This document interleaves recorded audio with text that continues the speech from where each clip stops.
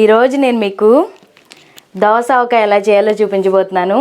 కాకరకాయ చేదొచ్చినా తినగలుగుతాం, కానీ బీరకాయ దోసకాయ చేదొస్తే అస్సలు తినలేం. మ్యాక్సిమం ఇలా ఉండే దోసకాయలు చేదు ఉండవు.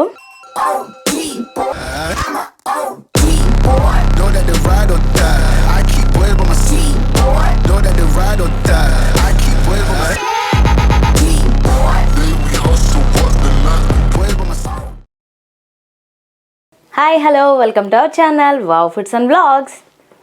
ఈరోజు నేను మీకు దోసకాయ ఎలా చేయాలో చూపించబోతున్నాను.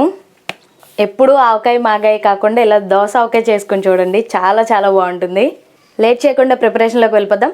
Let's start.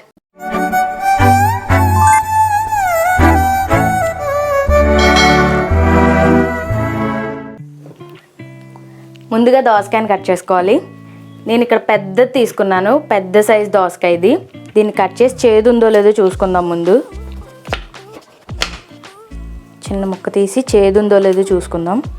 చేదు వస్తూ ఉంటాయి ఒక్కొక్క దోసకాయ.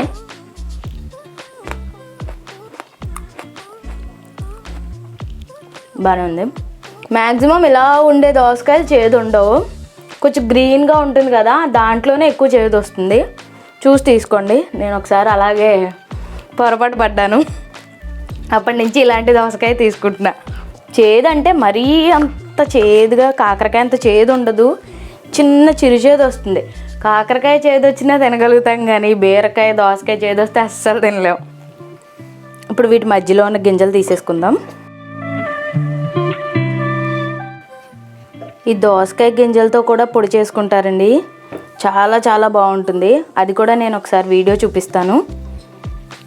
కందిపొడి శనగపొడి లాగే దోస గింజలతో పొడి చాలా చాలా బాగుంటుంది. వీటిని ఇలా ఈ సైజు ముక్కలు అయితే సరిపోతాయి, ఇలా చాలు.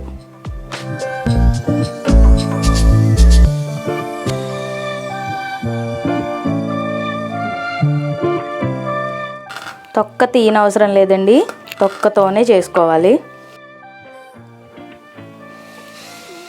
ఇప్పుడు ఇలా ముక్కలు కట్ చేసుకున్నాం కదా, ఇప్పుడు బౌల్లో కారం వేసుకుందాం.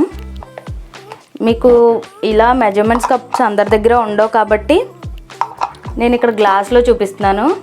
ఇది కాఫీ గ్లాస్, అంటే టీ అందరూ చిన్న గ్లాస్తో తాగినా కాఫీ కొంచెం పెద్ద గ్లాస్తో తాగుతారు కదా, అందుకని కాఫీ గ్లాస్ అన్నాను. ఇది కాఫీ గ్లాస్. ఈ గ్లాస్తో తీసుకుందాం కొలత మనం. ఇది పెద్ద సైజు దోసకాయకి కావాల్సిన మెజర్మెంట్స్ ఇవన్నీ. ఇప్పుడు ఒక గ్లాస్ కారం తీసుకుందాం.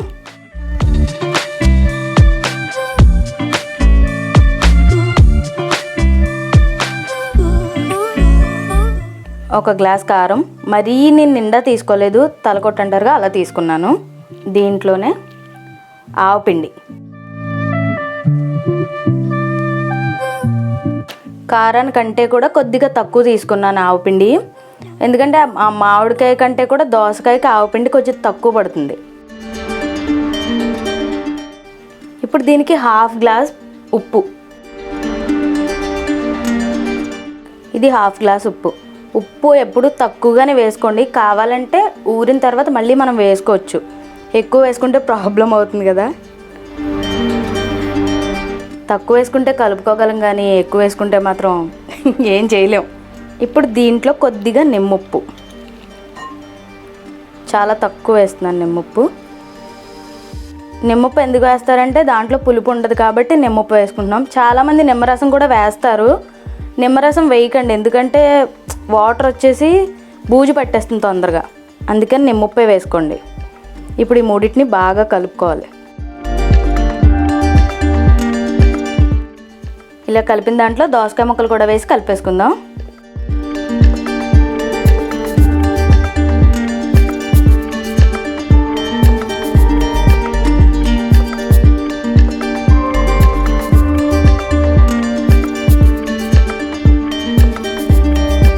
చేత్తోనే కలుపుకోండి, అప్పుడే బాగా కలుస్తుంది.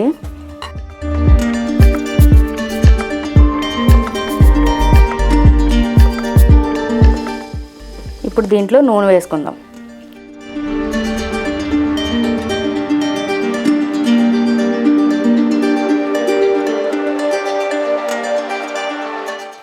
నేను వేరుశనగ నూనె వాడుతున్నాను. మీ దగ్గర పప్పు నూనె ఉంటే ఇంకా మంచిది, చాలా చాలా బాగుంటుంది. అదున్నా వేసుకోండి.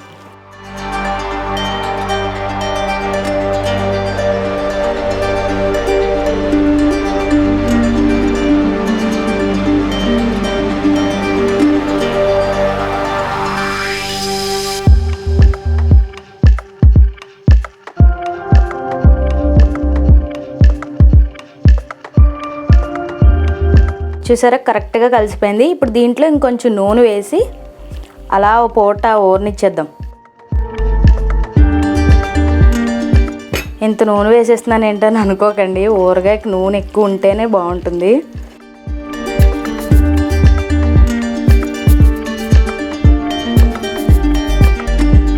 ఇది చాలా తొందరగా కూడా ఊరిపోతుంది, ఒక్క పూట ఊరితే సరిపోతుంది. చూసారుగా ఎంత బాగుందో. నాకైతే నోరు ఊరిపోతుంది, కానీ ఊరాలి కదా, ఊరిన తర్వాత తింటా. ఇదేనండి దోసకాయ. మీకు నచ్చిందా? నచ్చితే వీడియోని లైక్ చేయండి, షేర్ చేయండి, కామెంట్ చేయడం మాత్రం మర్చిపోకండి. మా వీడియోస్ని ఫస్ట్ టైం చూస్తున్నట్లయితే ఛానల్ని సబ్స్క్రైబ్ చేసి పక్కనున్న బెల్ని ఆల్లో పెట్టేసుకోండి. అప్పుడు మా నోటిఫికేషన్స్ అన్నీ వచ్చేస్తాయి. Thanks for watching. This is Aparna signing off.